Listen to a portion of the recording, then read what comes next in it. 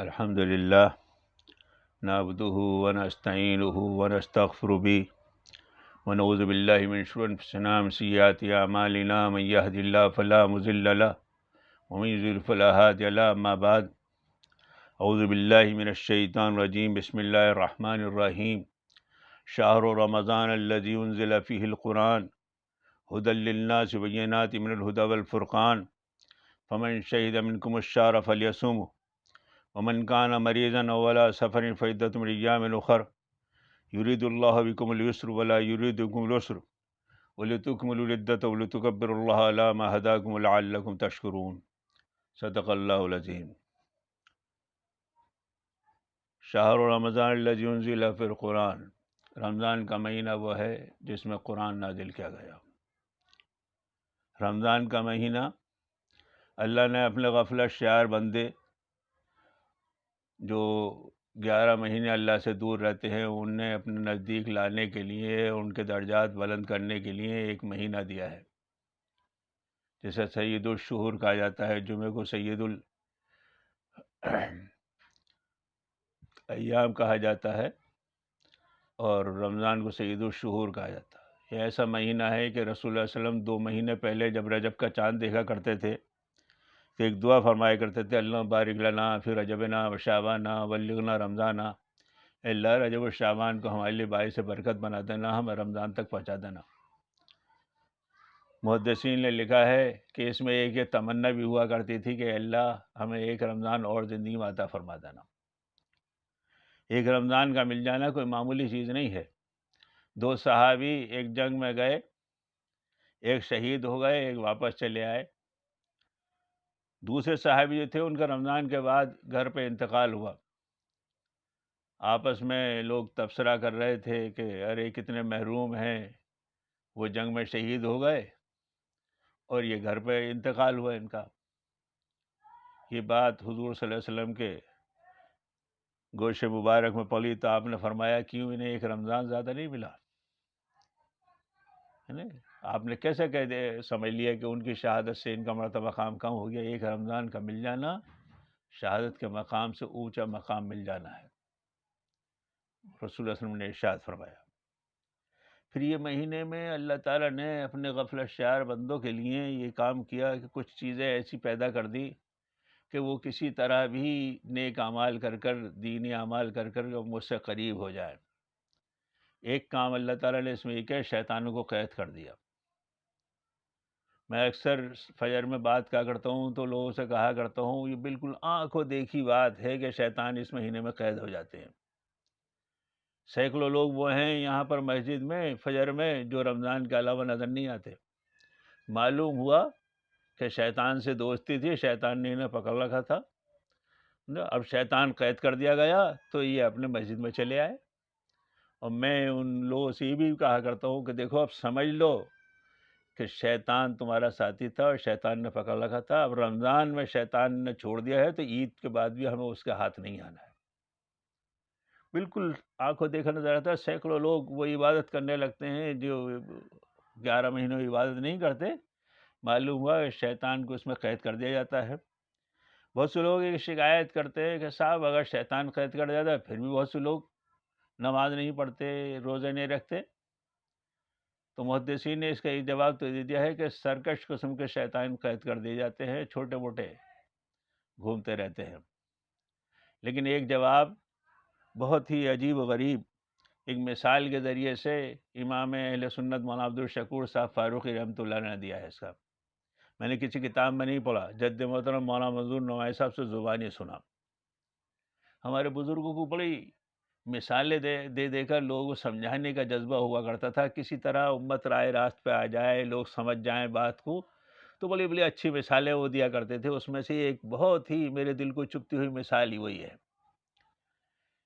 مولانا عبدالشکور صاحب رحمۃ اللہ نے فرمایا کہ ایسے سمجھ لو ایک شخص گناہوں کی سائیکل پہ سوار ہے اور جیسے ہی رمضان کا چاند دیکھا شیطان نے پیڈلنگ کرنا چھوڑ دی، تو جو ہلکے ہلکے کم تھوڑے بہت گناہ کرتا وہ جیسے ہی چاند نظر آیا وہ تو ایک دم سے نہا دھو کے تراویح میں اور نماز میں روزے میں لگ جاتا ہے۔ بعض لوگ ایسے ہوتے ہیں ان کی سائیکل ذرا اسپیڈ سے چل رہی ہوتی ہے لیکن جیسے رمضان کا چاند دکھتا ہے شیطان پیڈلنگ تو چھوڑ دیتا ہے، لیکن وہ اس کی فورس کی وجہ سے سائیکل اندر بڑھتی چلی جاتی ہے، اور اسے بھی جا کے الوداع وغیرہ میں جا کر آخری عرصے میں اسے بھی کچھ توفیق ہو جاتی ہے۔ لیکن بعض لوگ ایسے ہوتے ہیں ان کی سائیکل اتنی اسپیڈ پہ ہوتی ہے کہ رمضان گزر جاتا ہے اور پھر شیطان پھر پیڈلنگ شروع کر دیتا ہے، انہیں توفیق ہی نہیں ہوتی، پورا رمضان کس طرح گزر گیا، نہ روزے نہ نماز کی فکر انہیں، اس لیے اس طرح شیطان اس طرح قید کر دیا۔ پھر اللہ تعالیٰ نے اس میں یہ کیا کہ ثواب بہت زیادہ بڑھا دیا۔ ایک لفظ رمضان جو ہے قرآن کا مہینہ ہے، اور سب سے زیادہ اگر فائدہ حاصل کر سکتا ہے تو رمضان میں قرآن سے فائدہ حاصل کرے، نیکیوں کا سہالک ہے، نیکیوں کا سہالک ہے۔ رمضان کے علاوہ ہم اور آپ اگر قرآن کے ایک لفظ پڑھتے ہیں تو ہمیں ایک لفظ پر 10 نیکیاں ملتی ہیں۔ اور ایک بات بیچ میں عرض کرتا چلوں، بہت سے لوگ قرآن سے دور کرنے کے لیے اس طرح کے شگوفہ چھوڑ دیتے ہیں، ارے بغیر سمجھے قرآن کا کیا پڑھنا، بغیر سمجھے کیا فائدہ قرآن کا۔ ایسی بات نہیں ہے، قرآن وہ چیز ہے کہ بغیر سمجھے پڑھنے میں بھی اس میں عبادت کا ثواب ہے۔ اس کی میں ایک مثال دیتا ہوں۔ رسول اللہ نے فرمایا الف لام میم 3 حرف ہیں، الف حرف، لام حرف، میم حرف، اور الف میں علیحدہ 10 نیکیاں ہیں، میم میں الگ 10 نیکیاں ہیں، اور لام میں 10 نیکیاں ہیں، میم میں 10 نیکیاں ہیں، یعنی کہ تم 3 لفظ پڑھو گے تو یہ 30 نیکیاں آپ کی ہوں گی۔ اور یہ جو الف لام میم ہیں، عین سین قاف یاسین قاف، سمجھے، یہ سب حروف مقطعات ہیں، ان کے معنی کوئی نہیں جانتا، یہ کوڈ ورڈ ہیں اللہ و حضور کے درمیان میں۔ معلوم ہوا حضور صلی اللہ علیہ وسلم نے بطور ایگزامپل جن الفاظ کا استعمال کیا کہ ان میں 10 نیکیاں ملتی ہیں، ان کے معنی کوئی نہیں جانتا۔ معلوم ہوا بغیر معنی کے سمجھے بھی پڑھنے میں قرآن کے ثواب ہے۔ ہاں، قرآن کو سمجھ کر پڑھنا یہ اعلی علم میں پہنچا دے گا، میں اس کا انکار نہیں کرتا، اگر اللہ تعالیٰ توفیق دے تو قرآن کو سمجھ ہی کر پڑھنا چاہیے۔ تو میں یہ بات عرض کر رہا تھا کہ رمضان کے علاوہ اگر آپ قرآن کا آپ ایک لفظ پڑھیں گے تو 10 نیکیاں ملیں گی۔ اسی کو رمضان کے علاوہ آپ سنت و نوافل میں اور نماز میں جب پڑھیں گے تو ایک لفظ پہ 100 نیکیاں ملتی ہیں، ایک لفظ پہ 100 نیکیاں ملتی ہیں۔ اب رمضان میں وہ 70 گنا ہو جاتی ہیں، 7,000 نیکیاں ہو گئیں۔ اور اگر آپ جماعت کے ساتھ اسے سنیں گے تو 27 گنا 1,89,000 نیکیاں ہو جاتی ہیں۔ میں اکثر کہا کرتا ہوں اگر علم طرح سے بھی ہم نے تراویح پڑھی تو بلین ٹریلین نیکیاں ہماری ہو جائیں گی، بلین ٹریلین نیکیاں ہماری رمضان میں ہو جائیں گی ایک دن کی تراویح میں۔ اور یہ کب کام آئیں گی؟ اس دن کے بارے میں قرآن کہتا ہے یوم یفر المرء من اخیہ و امہ و ابیہ و صاحبتہ و بنیہ۔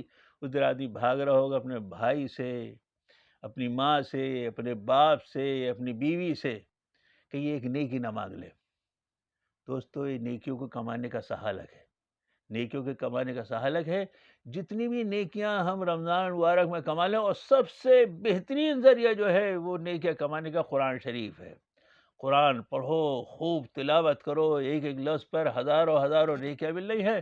ایک آدمی ایک پارہ پڑھا، عام دنوں کے 70 پارے پڑھنے کا بڑا ثواب ملا ہے۔ ایک قرآن آپ نے ختم کیا، 70 قرآن پڑھنے کے بارے ثواب مل رہا ہے آپ کو۔ دوستو ان نیکیوں کا وہاں معلوم ہوگا جب ایک ایک نیکی کے لالے پڑھ رہے ہوں گے، ایک ایک نیکی کے بابا لالے پڑھیں گے تو یہ سہلک ہے۔ اسی وجہ سے رسول اللہ نے ارشاد فرمایا، بلکہ رسول اللہ میں کیا حدیث قدسی ہے، اللہ تعالی کی طرف سے ایک بد دعا ہے۔ جبرائیل امین نے کہا ہلاک وہ شخص جس نے رمضان کا مہینہ پایا اور توبہ اللہ کر نیکیاں کما کر اپنے آپ کو جنت کا مستحق نہیں بنایا ہو۔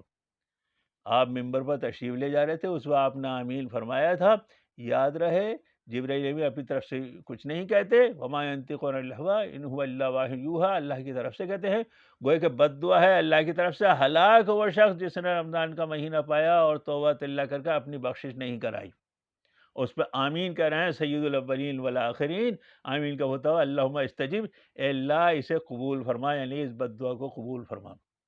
جو اللہ تعالیٰ نے ایسے حالات پیدا کر دیے، ایک موسم بنا دیا، ایک سہالک بنا دیا نیکیوں کے کمانے کا، شیطان کو قید کر دیا، ایک عجیب فضا اللہ تعالیٰ نے پیدا کر دی، اس کے باوجود بھی اگر کوئی شخص اپنی بخشش نہ کرائے تو واقعی اس بد دعا کا مستحق ہے۔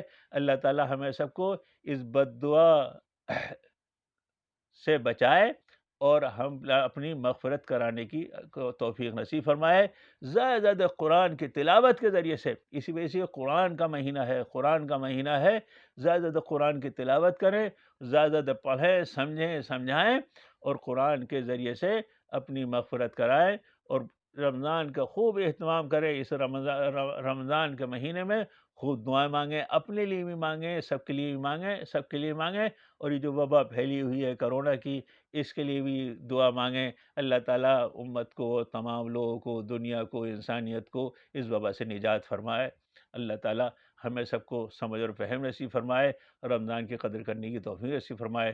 وآخر دعوانا الحمدللہ رب العالمین۔